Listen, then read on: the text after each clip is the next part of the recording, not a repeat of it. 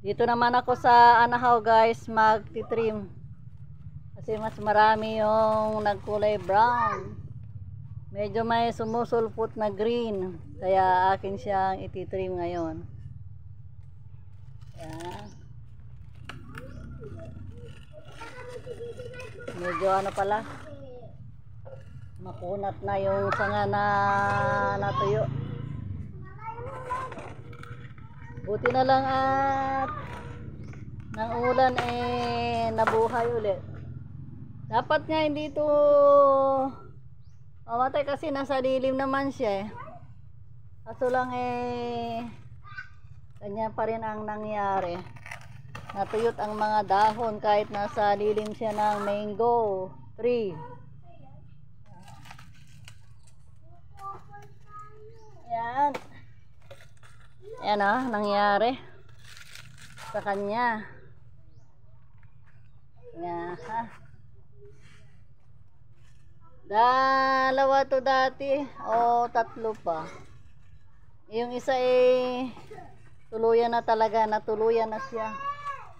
Kaya nag-goodbye na. Tatanggalin mo yung para dahon? Oo, diba? Mamaya lang ng konti.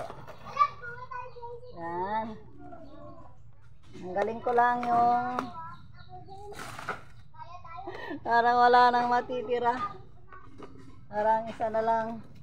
Pero okay lang naman dahil ito kikita nyo may nakaturo sa taas na dahon. Ibig sabihin ay may tumutubong dahon.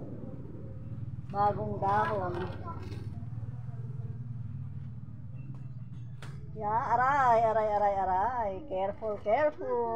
Yan. Okay. Tumubo pa sa kanyang serpentina.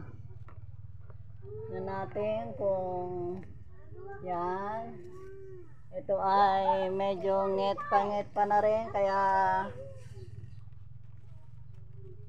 yan. Akin na lang din tinanggal. Yan. Tama. Dalawa na nga lang ang natirang maganda. Ito wala pang masyadong tinik. Ito ay spread. Tapos ito nga ay yan. Ito ang papalit. Kaya hoping na magiging maganda ulit ang ating anahaw. Ang pambansang dahon ng Pilipinas. Pwede itong gawing pamaypay. Ayan, diba? Ang ganda. Paano guys? See you again. Thank you for watching. See ya!